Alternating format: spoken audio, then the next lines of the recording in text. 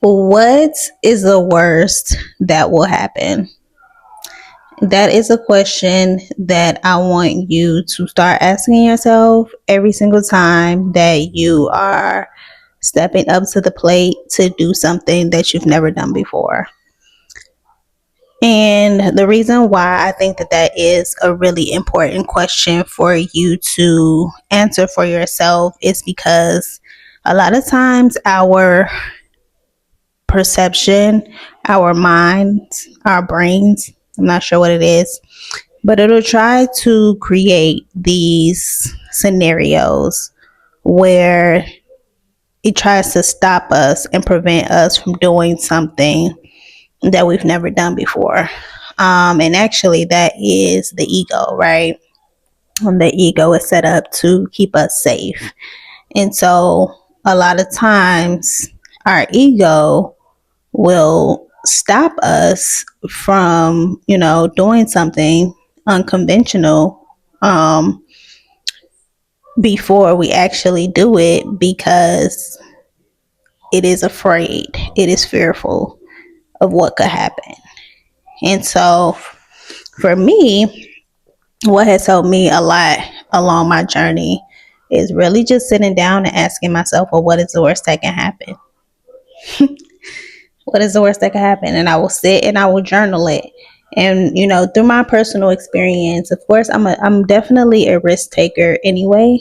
But when I began to be a risk taker, that is what I would ask myself. Right? I would sit down and I would journal. Well, what is the worst that can happen? And I feel like, and I don't know.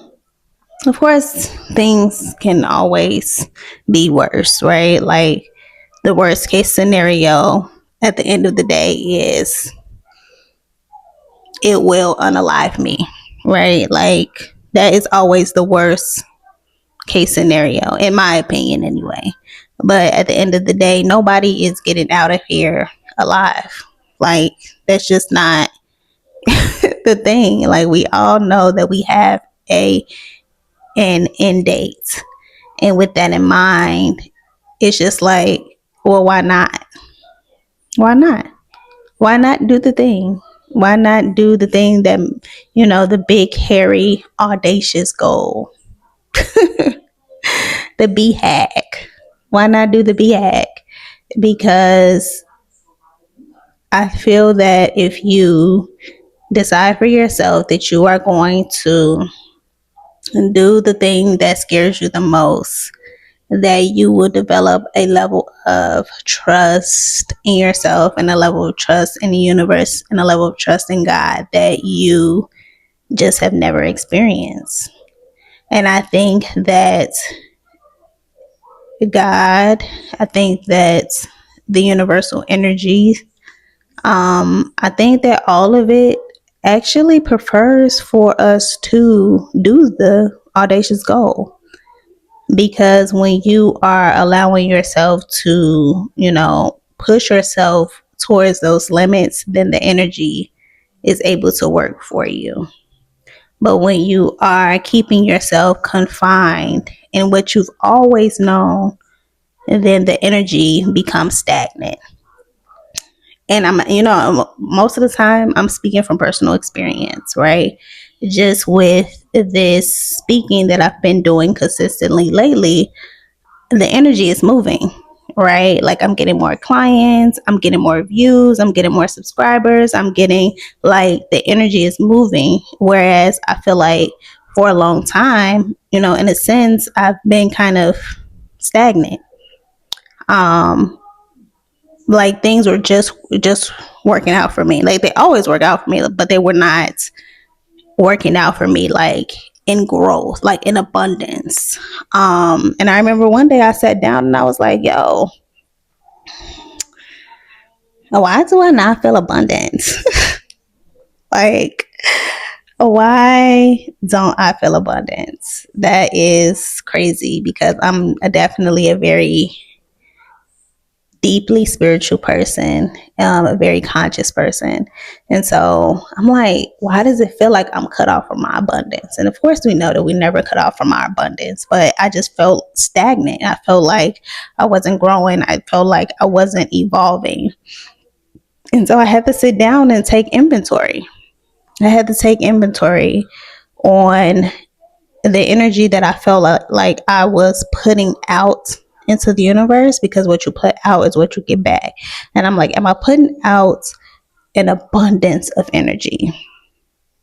Right? Like, am I putting out enough energy, or am I just barely putting out energy enough to get me by? Because I'm just getting by, like I'm just barely getting by, right?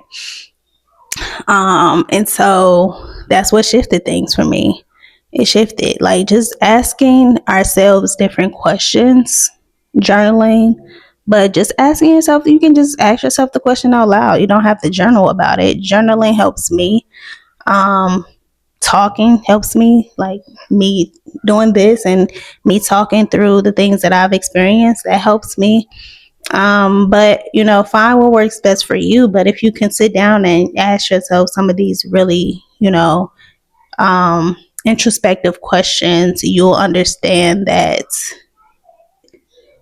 you may be in a place where you are stagnant. You may be in a place where you are keeping yourself comfortable.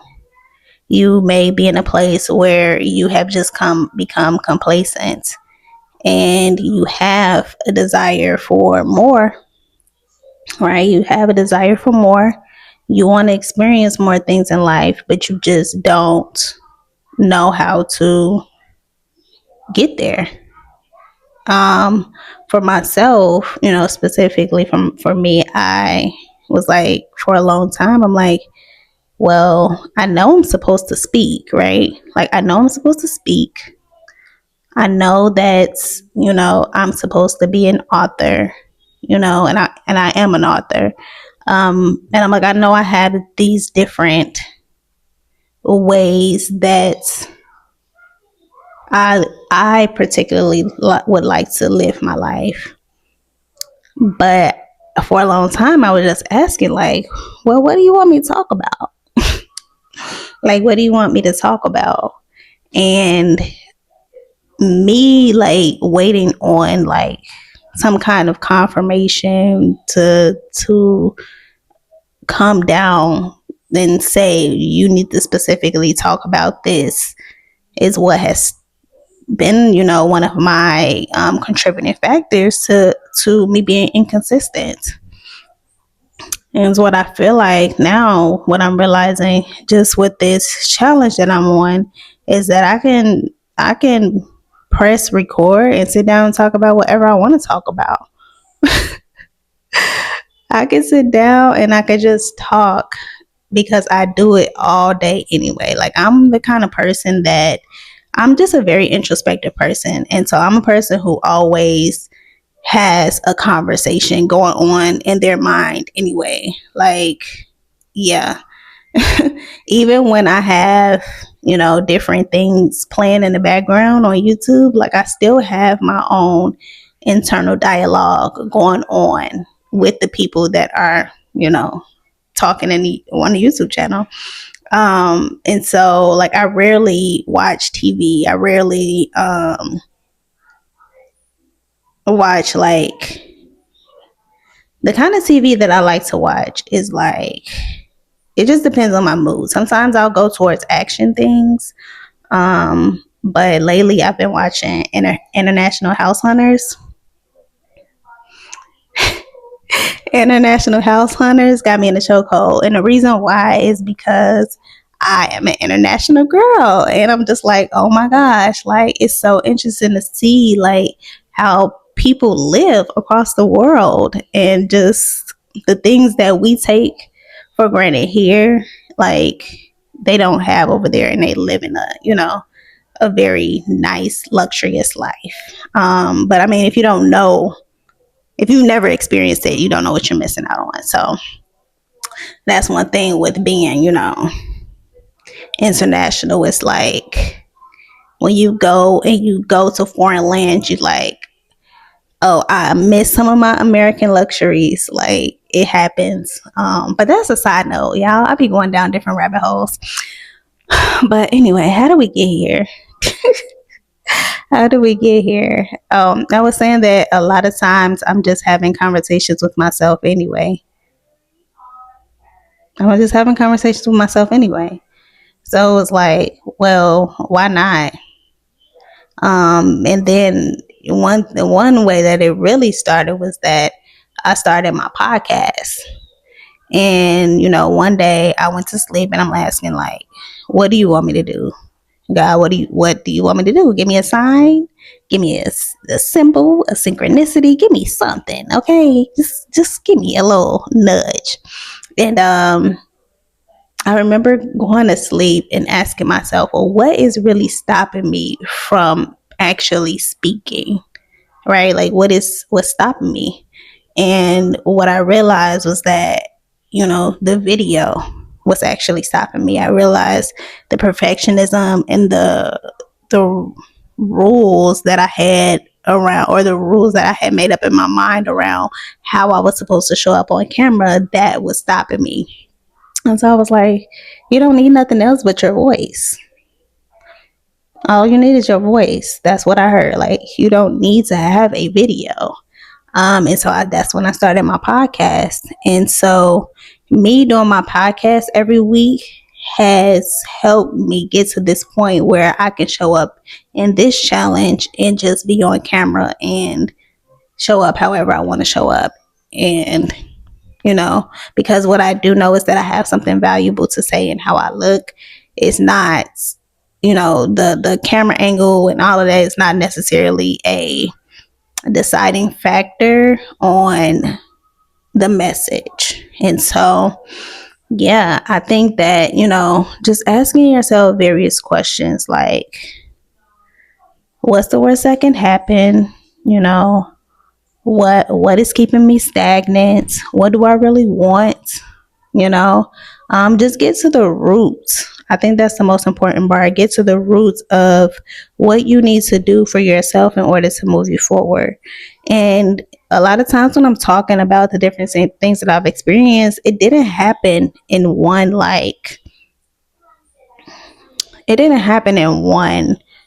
clarifying moment.